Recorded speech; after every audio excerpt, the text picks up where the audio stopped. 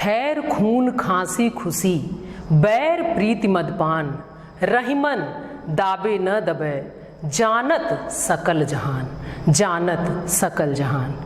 प्यारे बच्चों, मैं डॉक्टर चारुशीला सिंह हिंदी की कक्षा में आप सभी का स्वागत करती हूँ। बच्चों, अभी आपने कुछ पंक्तियाँ सुनी। ख ख की लगातार आवृत्ति हुई, बार बार एक शब्द, एक वर्ण आया, जिसकी वजह से उन पंक्तियों का सौंदर्य कई गुना बढ़ा हुआ आपने महसूस किया। आप आकर्षित हुए, एक अलंकारिकता आपको महसूस हुई, एक सौंदर्य शब्दों में आपने महसूस किया। ये क्या है और इस सौंदर्य की वजह से क्या क्या हुआ? ये पंक्तियां हमारे मन मानस को भी अच्छी लगी और इसे कंठस्थ करने में भी हमें आसानी होती है। क्यों होता है ऐसा? काव्य में ये अलंकारों के कारण होता है और आज हमारा और आपका यही विषय भी है। बच्चों, पिछली कक्षा में हमने और आपने रस के बारे में पढ़ा। हमने ये जाना कि रस किसे कहते हैं, उसके भेद क्या क्या हैं और रस अवस्था को कैसे पहुंचते हैं। पाठ्यक्रम में निर्धारित रस आपने पढ़ा, श्रृंगार और वीर की परिभाषाएं पढ़ी, उदाहरण। आज उसी क्रम में पुनः हम आगे बढ़ते हैं। काव्य सौंदर्य के तत्वों के अंतर्गत आज हम और आप अलंकार पढ़ेंगे। आइए चलते हैं और जानते हैं क्या होता है अलंकार और काव्य में क्या है इनकी उपयोगिता। आपके पाठ्यक्रम में जो निर्धारित अलंकार हैं उन्हें हम पढ़ेंगे। तो चलिए अविलंब चलते हैं मुख्य विषय की ओर, अपने पाठ की ओर। बच्चों ध्यान दें, आपके समक्ष अलंकार का परिचय। सबसे पहले तो आइए बच्चों इस शब्द की तरफ चलते हैं। अलंकार, जिसका अर्थ क्या होता है? आभूषण। आभूषण क्या करते हैं? हमारे और आपके सौंदर्य को बढ़ाते हैं।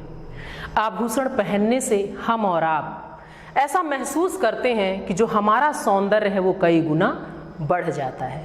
लेकिन क्या हो जब ऐसे ही आभूषण काव्य को पहना दिए जाएं, पंक्तियों को, शब्दों को पहना दिए जाएं, तो क्या होगा? काव्य के क्षेत्र में वहां भी पंक्तियों का सौंदर्य बढ़ जाएगा। लेकिन ये आभूषण कैसा होता है, आइए जानते हैं। अलंकार, जो अलंकार शब्द है ये दो शब्दों के योग से बना है। बच्चों ध्यान से आप पढ़ें, सुने, समझें और जानें। बहुत आसान है, बहुत ही आसानी से आपके मानस में, आपके अंतर मन में ये पंक्तियां उतर जाएंगी और फिर जब आप काव्य पढ़ेंगे तो एक अलग ही सौंदर्य, एक अलग ही भावभूमि सृजित होने लगेगी। आइए जानते हैं। अलंकार शब्द दो शब्दों के योग से बना है, वो क्या है? अलंग धन कार। क्या अर्थ है इनका? अलंकार शब्द अलंग धन कार शब्दों के योग से बना है। जहां अलंग का अर्थ है भूषण तथा कार का अर्थ है वाला, अर्थात जो अलंकृत करे अथवा शोभा बढ़ाने में सहायक हो वो कहलाता है अलंकार। जो सजा दे, जो संवार दे, जो अलंकृत कर दे, जो विभूषित कर दे, वो कहलाता है अलंकार। जिस प्रकार, एक उदाहरण के माध्यम से बच्चों इस बात को और स्पष्ट करते हैं। आइए देखें, जिस प्रकार आभूषण पहनने से स्त्री के सौंदर्य में चार चांद लग जाते हैं, उसी प्रकार अलंकार के प्रयोग से काव्य का सौंदर्य बढ़ जाता है। जो मैंने अभी आपको बताया कि जैसे एक स्त्री अलंकारों से, आभूषणों से सजकर और सुंदर लगने लगती है, उसका सौंदर्य कई गुना बढ़ जाता है, वैसे ही काव्य में अलंकारों के प्रयोग से काव्य का सौंदर्य भी कई गुना बढ़ जाता है। कक्षा की शुरुआत में मेरे मुख से जो पंक्तियां आपने सुनी वो ऐसी ही थीं। वो आकर्षक इसलिए ही लगी क्योंकि वो अलंकृत थीं, उसमें अलंकारों का प्रयोग था। अलंकारों के प्रयोग से शब्द और अर्थ में चमत्कार उत्पन्न हो जाता है। वो आकर्षित करने लगते हैं, वो कई अर्थों को खुद में समेटे सहेजे हमें और आपको चमत्कृत कर देते हैं। और इस चमत्कार को अभी हम आगे उदाहरणों के माध्यम से और अधिक स्पष्ट करेंगे। तो बच्चों ध्यान दें कि अलंकार जो है वो दो शब्दों के योग से बना है, अलंग धन कार, जहां अलंग का अर्थ होता है भूषण और कार का अर्थ है वालय, अर्थात जो विभूषित करे, जो सजा दे, जो संवार दे, जो अलंकृत कर दे, वो है अलंकार। जिस प्रकार एक स्त्री के सौंदर्य में आभूषण पहनने से बढ़ोतरी होती है, उसी प्रकार अलंकारों के प्रयोग से काव्य के सौंदर्य में बढ़ोतरी होती है। काव्य का सौंदर्य कई गुना बढ़ जाता है। अलंकारों के प्रयोग से शब्द और अर्थ में चमत्कार उत्पन्न हो जाता है। आइए दो पंक्तियों में सार देखें। अतः काव्य में शब्द तथा अर्थ में चमत्कार उत्पन्न करके काव्य की शोभा बढ़ाने वाले तत्वों को अलंकार कहते हैं। तो बच्चों, आपने इतना जाना कि अलंकार का क्या अर्थ होता है, क्या उसकी उपयोगिता है और काव्य में अलंकारों की क्या भूमिका है, उनका क्या योगदान है। आइए चलते हैं और जानते हैं अलंकारों के भेद को। अलंकार के भेद कितने प्रकार के होते हैं? काव्य के क्षेत्र की बात हम कर रहे हैं। हमने अलंकार को जान लिया कि अलंकार किसे कहते हैं। अब हम भेद को जान रहे हैं। अलंकारों के दो भेद होते हैं बच्चों। मुख्य रूप से जो अलंकारों के भेद हैं वो दो हैं। कौन कौन से? शब्दालंकार और अर्थालंकार। अब थोड़ा सा मैं यहाँ इसको स्पष्ट कर दूं। शब्दालंकार, जहां काव्य में शब्दों के कारण चमत्कार उत्पन्न होता है, जहां आप शब्दों में चमत्कार देखकर महसूस कर रहे हैं, पढ़ रहे हैं, वहां शब्दालंकार होता है। इसके भी कई प्रकार हैं जिसकी चर्चा हम आगे करेंगे, और आपको यही आपके पाठ्यक्रम में जो निर्धारित है वो शब्दालंकार ही है। दूसरा देखिए अर्थालंकार, जहां काव्य में अर्थों के कारण चमत्कार उत्पन्न होता है, वहां अर्थालंकार होता है। तो इस प्रकार बच्चों, आपने अलंकार समझ लिया है और उसके भेद को आप जान लें कि ये दो प्रकार के होते हैं, शब्दालंकार और अर्थालंकार। बच्चों, जब इसको आप ध्यान से पढ़ेंगे तो देखिए इनमें ही आपको बहुत सारी चीजें मिल जा रही हैं। शब्दालंकार, शब्द अलंकार, कि जहां शब्दों में अलंकार हम और आप शब्दों के माध्यम से महसूस करेंगे वो शब्दालंकार हो गया, और जहां अर्थों के माध्यम से चमत्कार उत्पन्न होगा, जहां अलंकारिकता महसूस करेंगे, वहां होगा अर्थालंकार। आइए और आगे बढ़ते हैं, इसको और स्पष्ट करते हैं और जानते हैं आगे क्या है जो आपके पाठ्यक्रम में बच्चों निर्धारित है, जो आपको पढ़ना है वो ये है आपके समक्ष। क्या है? शब्दालंकार के भेद। इसके 3 भेद होते हैं और आपके पाठ्यक्रम में ये निर्धारित है। ये हमें और आपको आज पढ़ना है। देखें बच्चों, पहला क्या है? अनुप्रास। शब्दालंकार के 3 भेद कौन कौन से? अनुप्रास, यमक और श्लेष। ये आपने देखा, अनुप्रास, यमक, श्लेष, ये 3 है। लेकिन इनके अंतर्गत क्या मुख्य बातें हैं, क्या हम पढ़ेंगे, उसकी एक संक्षिप्त जानकारी यहाँ आपके समक्ष कोष्टक में दी गई है। आगे विस्तृत चर्चा हम करेंगे, लेकिन थोड़ा सा संक्षिप्त में इसको जान लें, आपके स्मृति पटल पर ये बातें अंकित हो जाएं। बार बार, जितनी ही बार बच्चों हम किसी भी कविता को, किसी भी पंक्ति को, किसी भी बात को दोहराते हैं तो आप जानते हैं कि कहा गया है करत करत अभ्यास थे। तो अभ्यास जितना ही ज्यादा हमारा और आपका होता जाएगा, वो ज्ञान, वो पंक्तियां, वो बातें स्थायी हो जाती हैं। तो यहाँ एक संक्षिप्त जानकारी है कि अनुप्रास में वस्तुतः क्या है। यहाँ वर्णों की आवृत्ति होती है, आगे हम विस्तृत चर्चा करेंगे। यमक जो है यहाँ शब्दों की आवृत्ति होती है, इसकी भी चर्चा आगे हम विस्तृत ढंग से करेंगे। और श्लेष देखें, एक शब्द के कई अर्थ, इसको आगे हम और स्पष्ट करते हैं।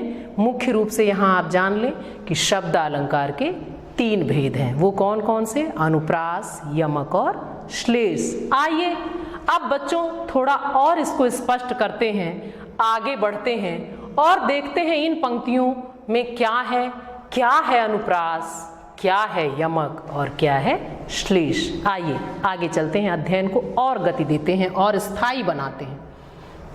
ध्यान दीजिए बच्चों, अनुप्रास अलंकार, शब्द अलंकार के भेद में ये जो पहला अलंकार आपके समक्ष, ध्यान से देखें, बहुत आसान है और अब आपको इन्हें पढ़ने के बाद एक अलग ही सौंदर्य की अनुभूति होगी काव्य को पढ़ते हुए, क्योंकि अब आप उन पंक्तियों में घुले हुए सौंदर्य को महसूस करेंगे जो आपने पहले भी महसूस किया, लेकिन तब आप उन कारणों को नहीं जानते थे, उन हेतुओं को नहीं जानते थे, उन कारकों को नहीं जानते थे जिसके कारण आपने शब्दों में एक चमत्कार महसूस किया। आज आप जान पा रहे हैं। अब एक अलग भावभूमि सृजित होगी जब आप काव्य को पढ़ेंगे। आइए उतरते हैं और जानते हैं क्या है यहाँ अनुप्रास अलंकार। परिभाषा देखें बच्चों, काव्य में जहाँ समान व्यंजन वर्णों, वर्ण को अक्षर भी कहते हैं बच्चों, देखिए इसलिए लिख दिया गया है ताकि आप बात जितनी ही स्पष्ट होगी, हम जितनी ही चर्चा करेंगे आपका ज्ञान उतना ही स्थायी होता जाएगा। तो काव्य में जहाँ समान व्यंजन वर्णों की आवृत्ति हो, चाहे उनके स्वर मिलें या न मिलें, वहाँ अनुप्रास अलंकार होता है। आवृत्ति का अर्थ होता है आना, बार बार आना। अभी ये उदाहरण के माध्यम से हम और स्पष्ट करेंगे, लेकिन पहले आप परिभाषा को पूरी तरह से समझ लें। एक बार पुनः पढ़ती हूँ, सुनिए। काव्य में जहाँ समान व्यंजन वर्णों, अक्षरों, वर्ण कहिए या अक्षर कहिए, वो स्पष्ट करने के लिए लिखा गया है। काव्य में जहाँ समान व्यंजन वर्णों की आवृत्ति हो, चाहे उनके स्वर मिले या न मिले, वहाँ अनुप्रास अलंकार होता है। आइए एक उदाहरण के माध्यम से जानते हैं। उदाहरण, तरन तनुजा तट तमाल तरुवर बहुछाए। ऐसा ही एक उदाहरण प्रारंभ में आपने मेरे मुख से सुना था। अब यहाँ देखिए कि अभी मैंने कहा चाहे उनके स्वर मिले या ना मिले, लेकिन उनकी आवृत्ति होनी चाहिए।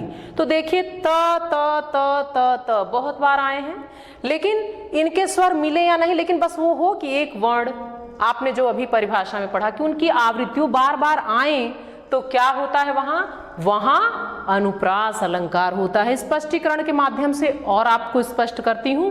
इस काव्यांश में, ये काव्य का जो अंश है आपके समक्ष, इस काव्यांश में त वर्ण की आवृत्ति कई बार हुई है, अतः यहां अनुप्रास अलंकार है। बच्चों, आपने एक उदाहरण यहां देखा कि एक ही व्यंजन वर्ण की आवृत्ति बार बार हुई है, तो यहां कौन सा अलंकार? अनुप्रास अलंकार। आइए कुछ अन्य उदाहरणों की चर्चा करें। आप स्वयं से भी ढूंढें तो आपको और अच्छा लगेगा। एक उदाहरण और, रघुपति राघव राजा राम। इन पंक्तियों में आप महसूस करें र र र की आवृत्ति बार बार हुई है, तो कौन सा अलंकार हुआ? अनुप्रास। एक और उदाहरण की चर्चा करते हैं। चारु चंद की चंचल किरणें खेल रही थी जंतर में।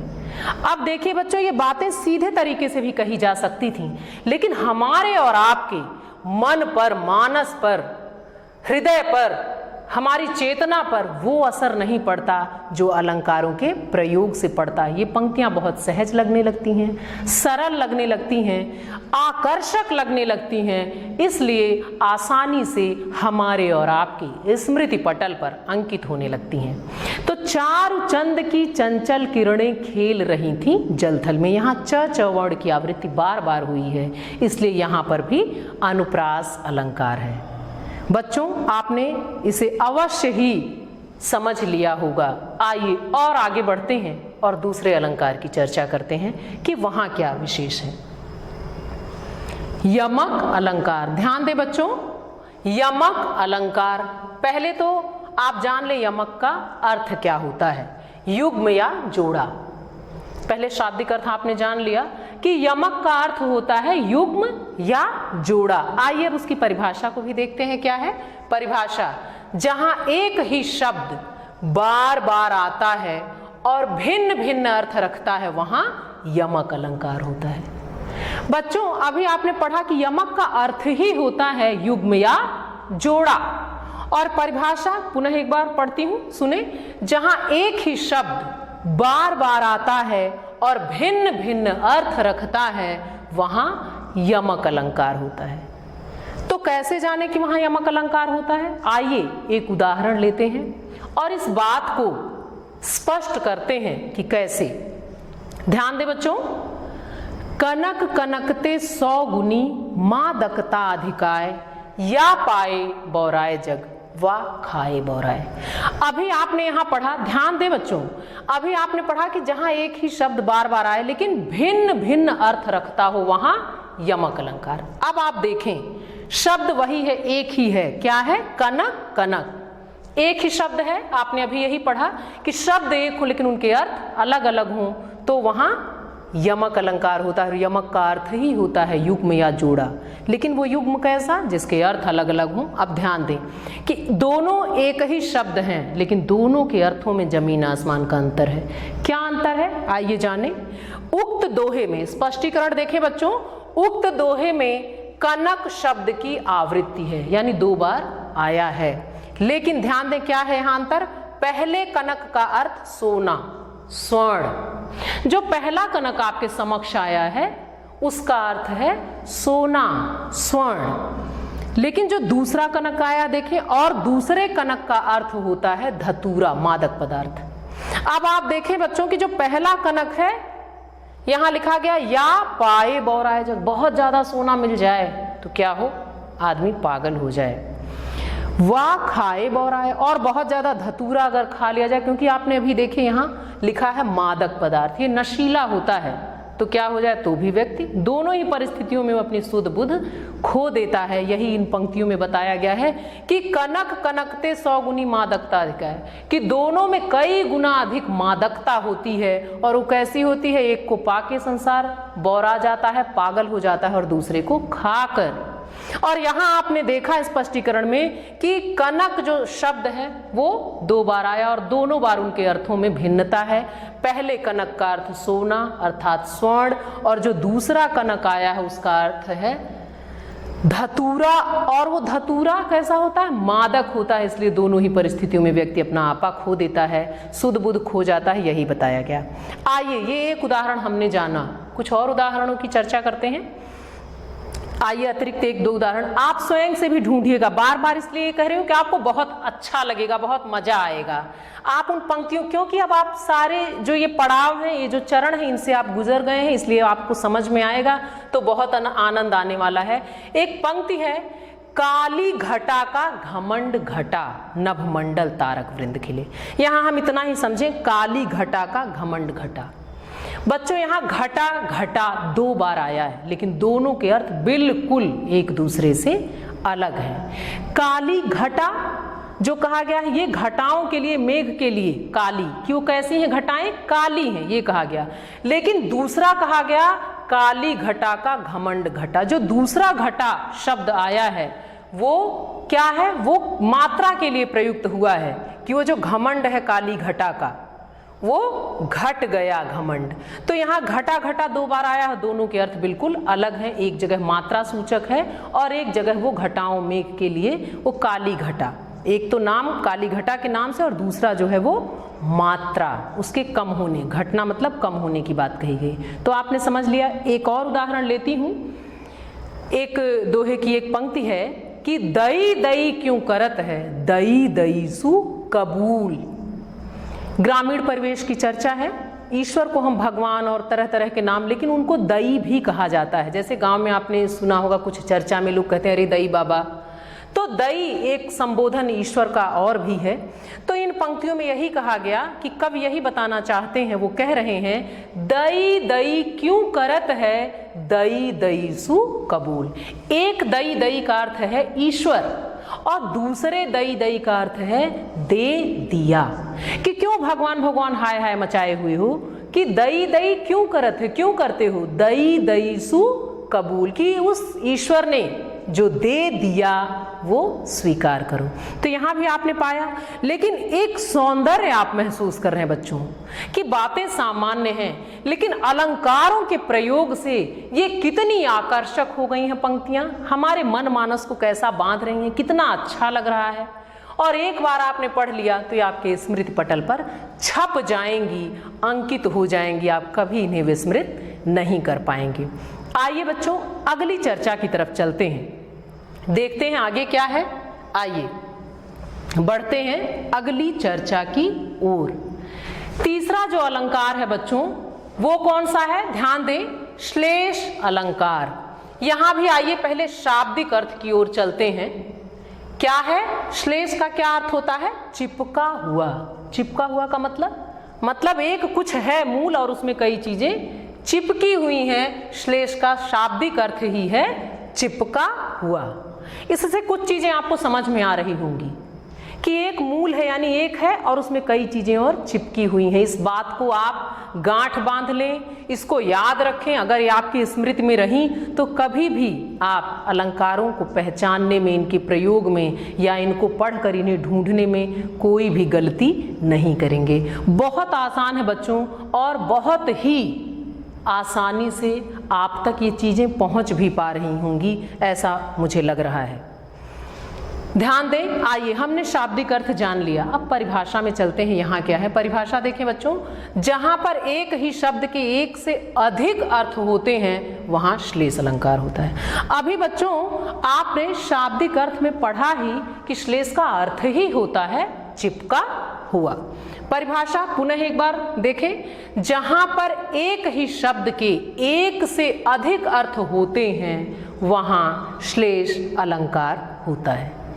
इस बात को कैसे जानें, कैसे और स्पष्ट करें, आइए उदाहरण के माध्यम से देखते हैं कि इसमें क्या है। बच्चों ध्यान दें, उदाहरण देखें। चरण धरत चिंता करत चितवत चार्यों ओर, सुबरन को खोजत फिरत कवि व्यभिचारी चोर। एक उदाहरण के माध्यम से इस बात को हम स्पष्ट करते हैं। किस बात को? कि जहां पर एक ही शब्द के एक से अधिक अर्थ होते हैं वहां श्लेष अलंकार होता है। यहां देखिए बच्चों, एक शब्द आया है सुबरन, शब्द एक है, लेकिन ये कवि व्यभिचारी और चोर तीनों के संदर्भ में अलग अलग अर्थ रखता है। तो जब एक ही शब्द के कई अर्थ निकलें तो वहां पर श्लेष अलंकार होता है। आइए इसको स्पष्ट करें कि इस दोहे के माध्यम से क्या बताया गया है। चरण धरत चिंता करत चितवत चार्यों ओर, सुबरन को खोजत फिरत कवि व्यभिचारी चोर। ये जो सुबरन है ये तीनों के संदर्भ में तीन तरह का अर्थ रखता है। क्या? उक्त दोहे में सुबरन शब्द के एक से अधिक अर्थ हैं। कौन कौन से? यथा, देखिए यहाँ स्पष्ट करते हैं हम। कवि जब कवि के साथ हम सुबरन को जोड़कर देखते हैं तो कवि सुबरन अर्थात सुवर्ण सुंदर अक्षर, एक कवि, वो सुबरन का उसके लिए क्या अर्थ है? सुंदर वर्ण, क्योंकि वो मनहर प्रस्तुतियों के माध्यम से आपके मन को बांधते हैं। वो अलंकारों का प्रयोग करना है, रसमयता लानी है उन्हें, नियमों का पालन करते हुए कुछ बातें, बड़ी और महनीय बातें बड़ी सरसता से, बड़ी सहजता से आप तक पहुंचानी है। इसलिए जो कवि है उसकी जो तलाश होती है उसके लिए सुबरन का अर्थ यहाँ सुवर्ण यानी सुंदर अक्षर हो गए। लेकिन यही सुबरन जब आगे देखे व्यभिचारी, व्यभिचारी के लिए सुंदर, व्यभिचारी देखिए ये सुबरन का अर्थ यहाँ क्या इसके लिए निकलेगा? अर्थात सुंदर स्त्री। यहां आप बच्चों ध्यान दें कि शब्द एक है, सुबरन है, लेकिन जब कवि के संदर्भ में हम सुबरन को लेंगे तो वहां क्या हो जाएगा? वहां सुंदर अक्षर सुवर्ण होगा। लेकिन जब व्यभिचारी के लिए, जब हम बुरे मनुष्य के साथ सुबरन शब्द को जोड़ के देखेंगे तो वो सुबरन का अर्थ सुंदर स्त्री। जब चोर के साथ सुबरन शब्द को हम जोड़ रहे हैं तो वहां अर्थ निकल रहा है सुबरन मतलब स्वर्ण, सोना।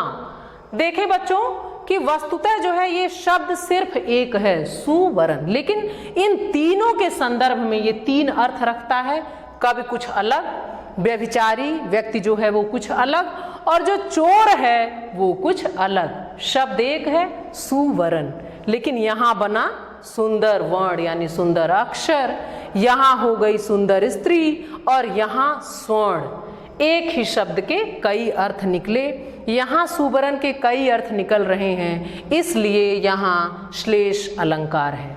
बच्चों आपने अलंकार पढ़ा और आपने महसूस किया होगा कि ये बातें बहुत सहजता के साथ आप तक पहुंची और वस्तुतः ये बहुत आसान है। क्यों? एक बार इसको और स्पष्ट कर देते हैं। देख लें आप कि श्लेष का शाब्दिक अर्थ चिपका हुआ। परिभाषा, जहां पर एक ही शब्द के एक से अधिक अर्थ होते हैं वहां श्लेष अलंकार होता है। उदाहरण, चरण धरत चिंता करत चितवत चार्यों ओर, सुबरन को खोजत फिरत कवि व्यभिचारी चोर। उक्त दोहे में सुबरन शब्द के एक से अधिक अर्थ हैं। कैसे? कवि के संदर्भ में सुवर्ण अर्थात सुवर्ण, व्यभिचारी के संदर्भ में सुवर्ण अर्थात सुंदर स्त्री, चोर के संदर्भ में सुवर्ण अर्थात स्वर्ण सोना। तो यहाँ जब एक ही शब्द के कई अर्थ निकले हैं तो यहाँ श्लेष अलंकार है। एक अन्य उदाहरण भी लेते हैं। रहीमन पानी राखिए बिन पानी सब सून, पानी गए न उबरे मोती मानुष चून। यहाँ पानी एक शब्द है, लेकिन मोती मानुष चून, मोती के संदर्भ में पानी का अर्थ अलग हो जाता है, मनुष्य के संदर्भ में पानी का अर्थ अलग हो जाता है, और जब चूने से जोड़ते हैं तो वहाँ पानी का अर्थ अलग हो जाता है। एक जगह वो मान सम्मान, मनुष्य के लिए मान सम्मान का प्रतीक हो गया, मोती के संदर्भ में वो चमक का, सौंदर्य का प्रतीक हो गया, और चूने में सामान्य पानी जो मिलाया जाता है उस पानी से उसका अर्थ निकलता है। तो आपने अभी बच्चों पढ़ा कि श्लेष का अर्थ ही होता है चिपका हुआ, तो आपने पूरी तरह से अब समझ लिया है। आइए अब हम और आगे बढ़ते हैं और चलते हैं अपने अभीष्ट की ओर। ध्यान दें बच्चों, आंतरिक मूल्यांकन। आप और हम सभी जानते हैं कि हर पाठ का कुछ उद्देश्य होता है, कुछ लक्ष्य होता है हर कार्य का, और मूल्यांकन के माध्यम से ही हम और आप ये जान पाते हैं कि हमने अपने लक्ष्य को कितना साधा है, हम कितने सफल हुए हैं, कहाँ तक हमने उपलब्धि अर्जित किया है। तो आंतरिक मूल्यांकन के अंतर्गत हमें पता चलता है कि हमने क्या सीखा, इसलिए बहुत ही आवश्यक पड़ाव है। आइए आपके समक्ष कुछ प्रश्न जो बहुत आसान है, जो आपने पढ़ लिए हैं, जो आपने जान लिए हैं और बहुत आसानी से आप करेंगे। पहला प्रश्न, अलंकार के कितने भेद होते हैं? आपने पढ़ लिया है कि अलंकार के मुख्य रूप से 2 भेद होते हैं। कौन कौन से? शब्दालंकार और अर्थालंकार। आगे देखें, यमक अलंकार की परिभाषा उदाहरण सहित लिखिए। बच्चों आपने बहुत अच्छे से पढ़ लिया है, यमक का अर्थ ही होता है युग्म या जोड़ा, और परिभाषा उदाहरण आपको कई सारे उदाहरण बता दिए गए हैं, तो आप इसको बहुत आसानी से कर लेंगे। और एक पंक्ति में एक अलंकार दिया जा रहा है, पहचान कर आपको लिखना है, मैं नहीं बताऊंगी। देखें क्या है, रघुपति राघव राजा राम। इस पंक्ति में प्रयुक्त अलंकार का नाम आप लिखें।